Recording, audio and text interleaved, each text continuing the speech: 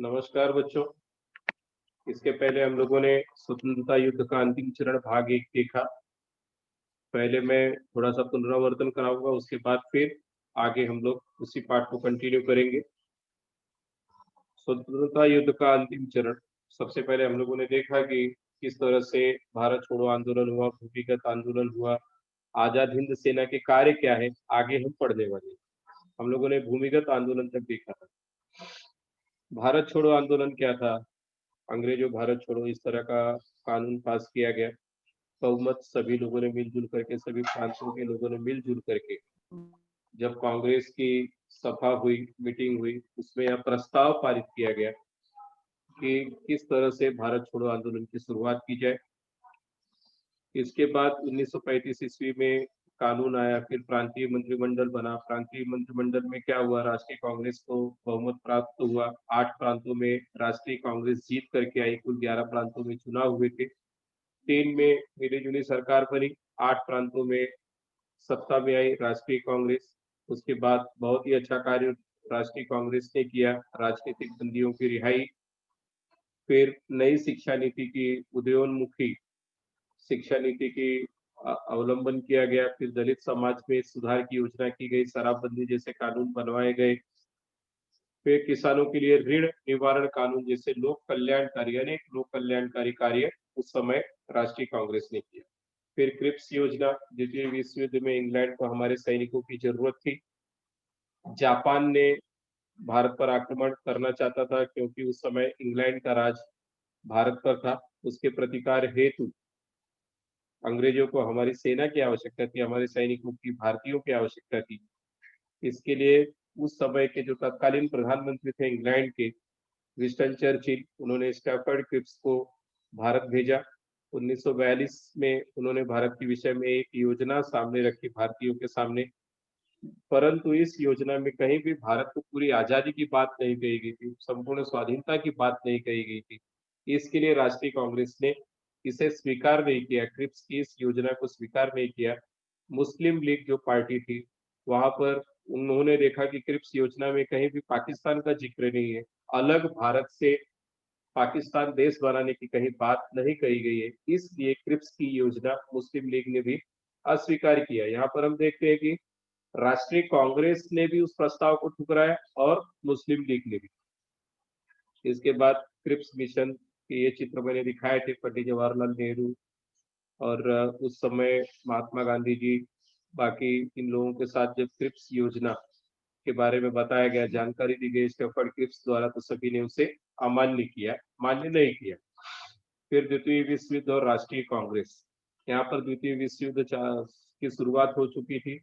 Viceroy Lord लिथिंगो ने घोषणा की, भारत और इंग्लैंड की ओर से युद्ध में सम्मिलित होगा भारत, अर्थात इंग्लैंड का उपनिवेश था भारत, इसलिए भारतीय लोग भी इससे सम्मिलित होंगे। इसके बाद राष्ट्रीय कांग्रेस ने कहा कि अगर ब्रिटिश सरकार चाहती है कि सब जगह पूरे विश्व में लोकतंत्र की स्थापना हो, कोई भी किसी के अधीन ना रहे, तो सबसे पहले उसे भारत को आजाद करना चाहिए।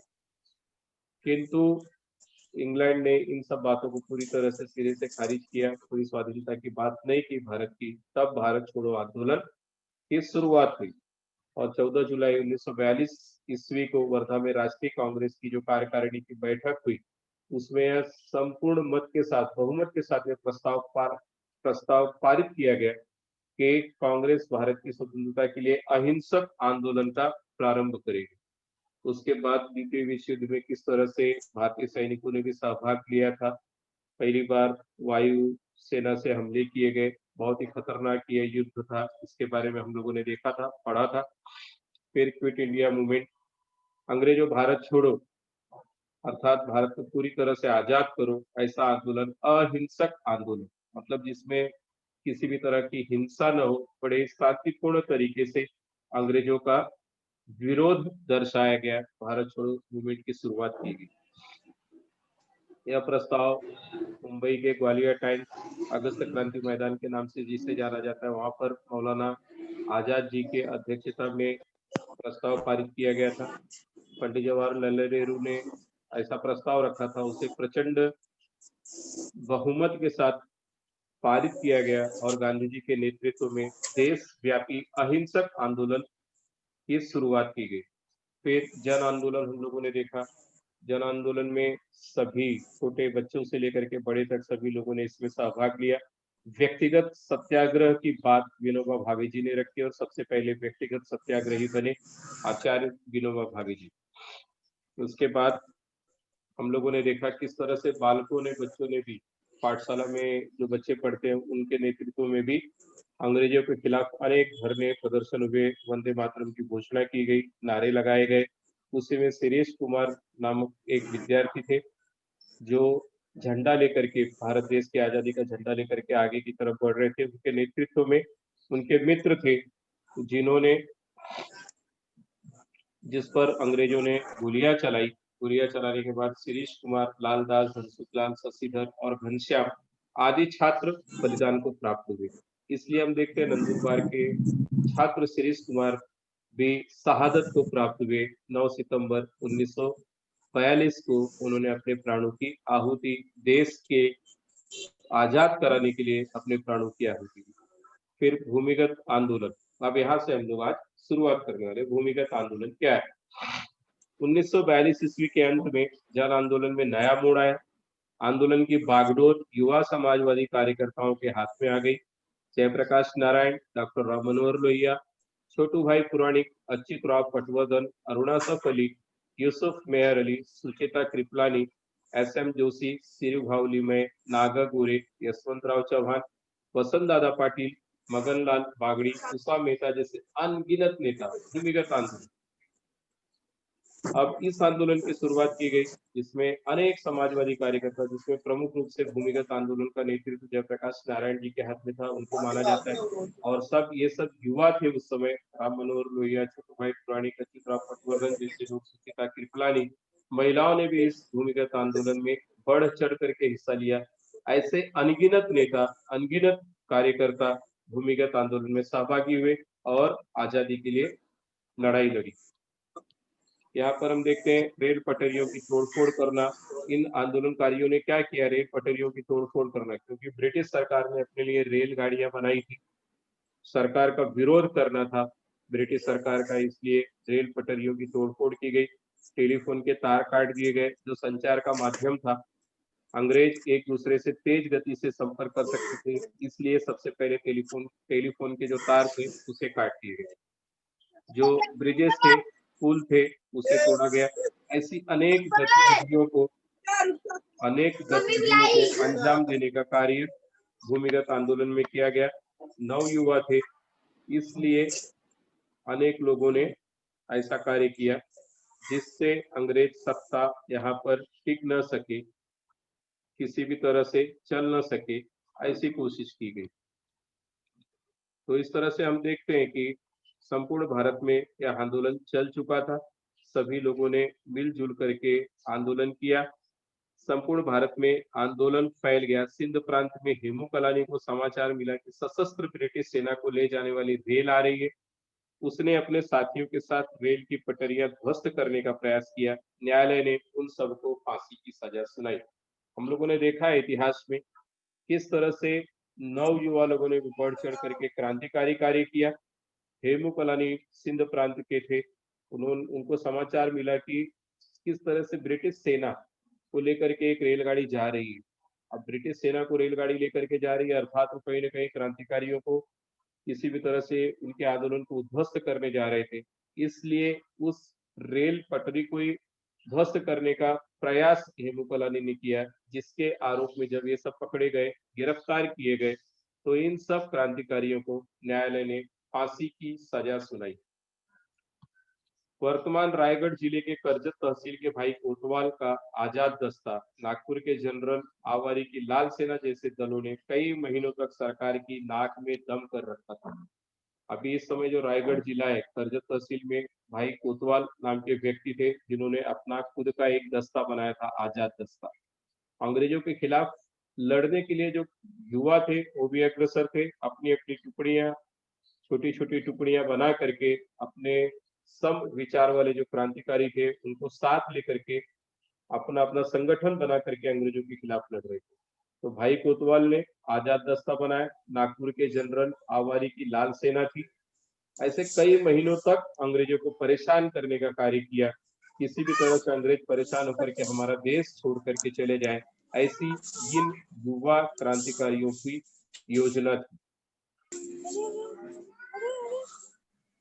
इस तरह से हम देखते हैं कि क्रांतिकारी किस तरह से अंग्रेजों के खिलाफ लड़ रहे थे। मुंबई में विठल झवेरी, उषा मेहता और उनके साथियों को ने एक गुप्त प्रसारण केंद्र स्थापित किया, उसे आजाद रेडियो कहते थे। इस रेडियो द्वारा राष्ट्रभक्ति के गीत गाए जाते थे, देश में चल रहे आंदोलन से संबंधित समाचार तथा देशभक्ति पर भाषण प्रसारित किए जाते थे। इससे आंदोलन को आगे बढ़ाने में जनता को प्रोत्साहन मिलता था। ऐसे प्रसारण केंद्र कोलकाता, दिल्ली और पुणे में समय समय पर होते रहे। तो हम देखते हैं कि किस तरह से अंग्रेजों के खिलाफ अपनी बात को लोगों तक पहुंचाना, जन आंदोलन के लिए आजाद रेडियो चलाया गया।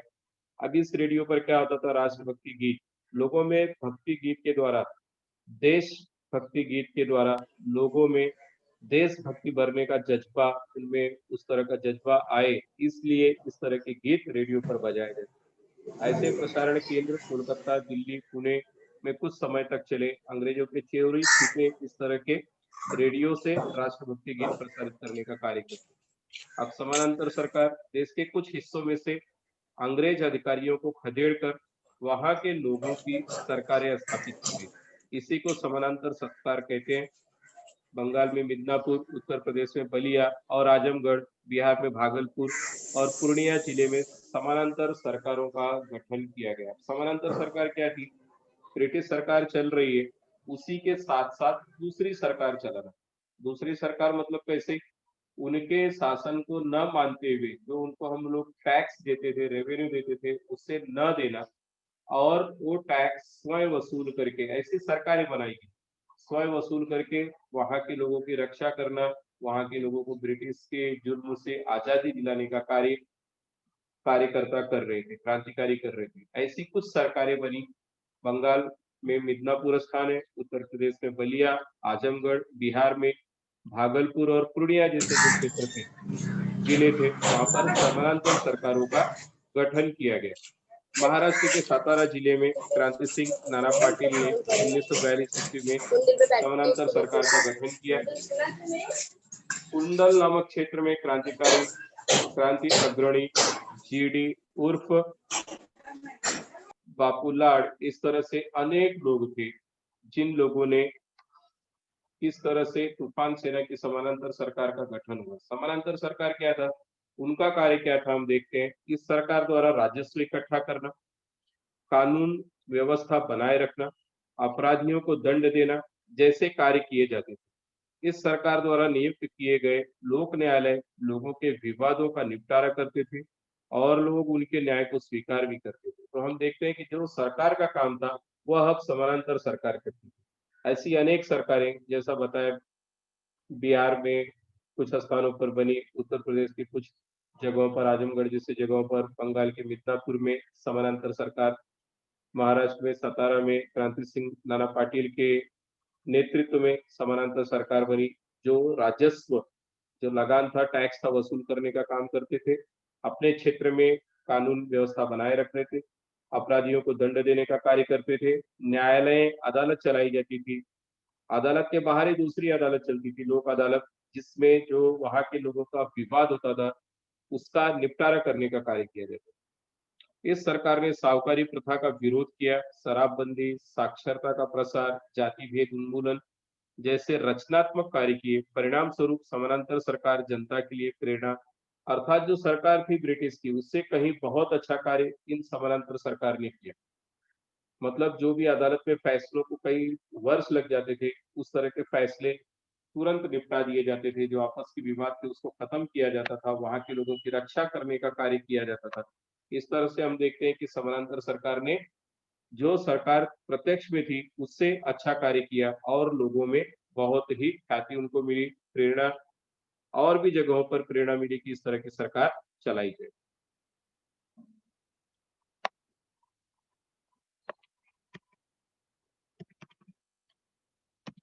तो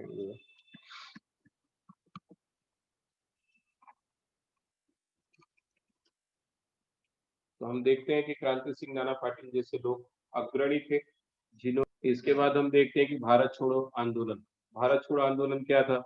1942 ईस्वी में आंदोलन में देशव्यापी आंदोलन का स्वरूप धारण कर लिया। स्वतंत्रता की प्राप्ति भारतीयों का लक्ष्य था और इस लक्ष्य को पाने के लिए असंख्य भारतीयों ने त्याग किया।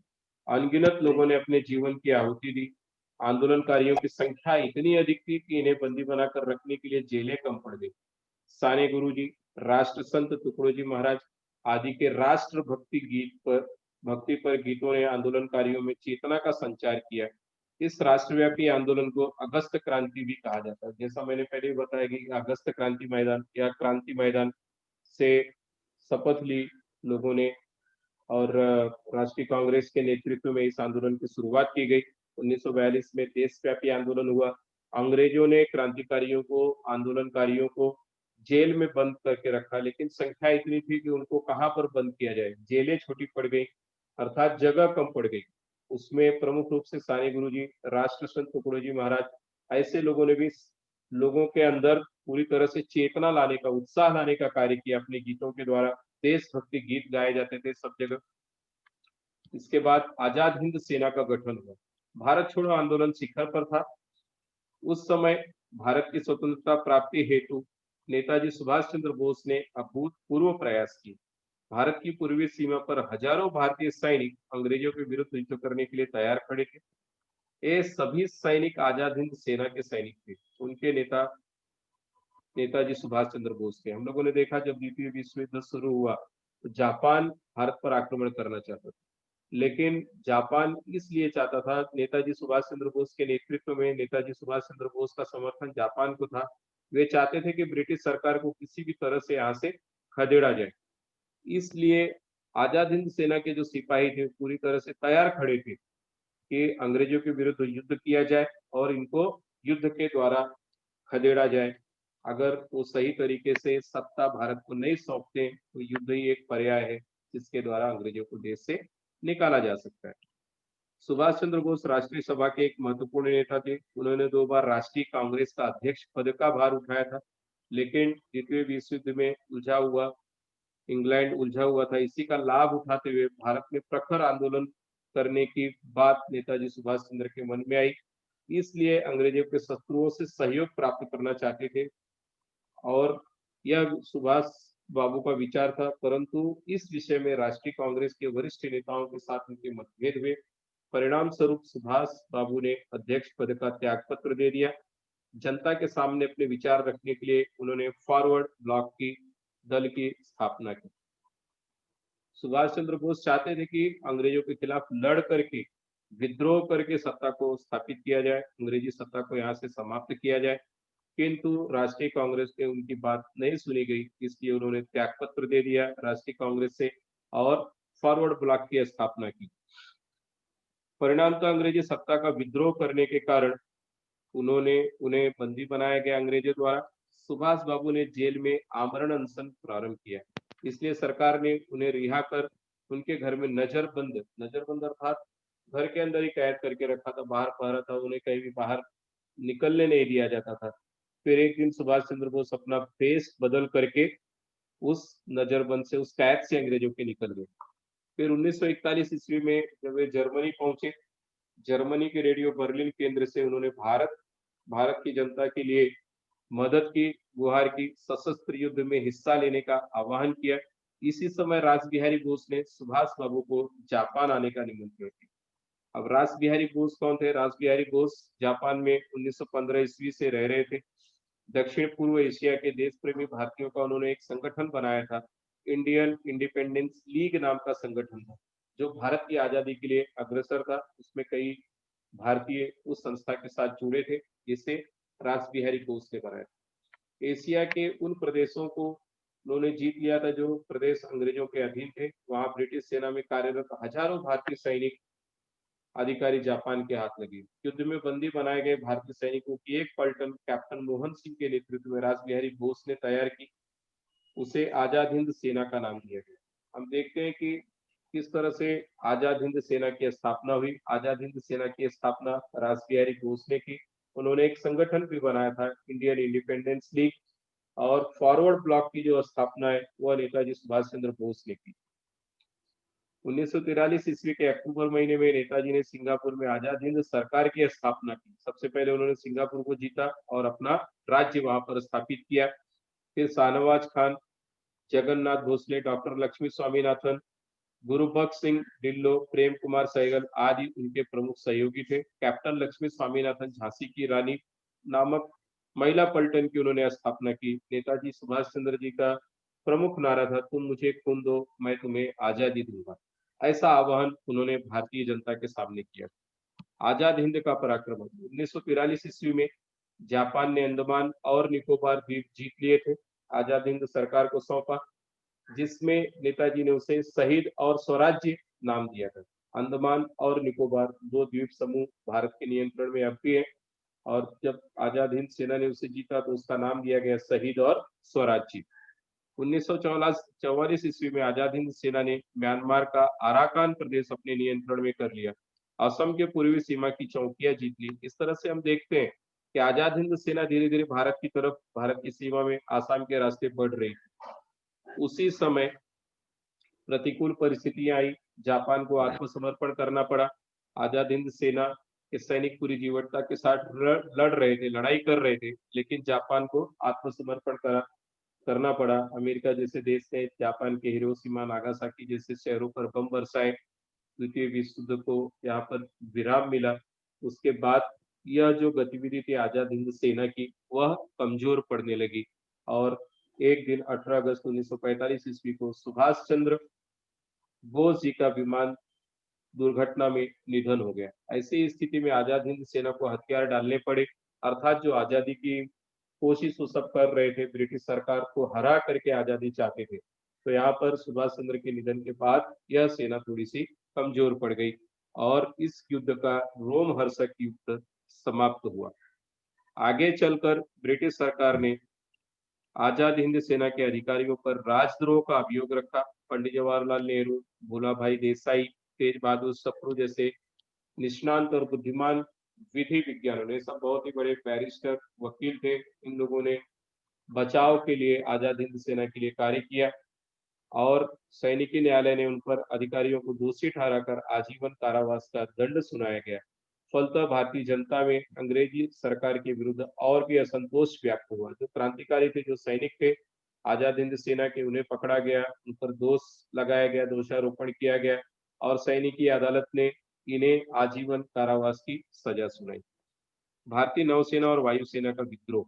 आजाद हिंद से प्रेरणा लेकर के जो भारतीय नौसेना क्या थी और वायुसेना, यह सब अंग्रेजों के अधीन थी। जब देखा कि आजाद हिंद सेना आजादी की लड़ाई के लिए किस तरह से अग्रसर थी और सुभाष चंद्र बोस के नेतृत्व में किस तरह से वह बढ़ रही थी, तो उसी समय 18 फरवरी 1946 ईस्वी को मुंबई में ब्रिटिश युद्धपोत तलवार पर लोगों ने विद्रोह कर दिया। नौसैनिकों ने, उन्होंने सैनिकों ने युद्धपोत पर तिरंगा ध्वज लहराया।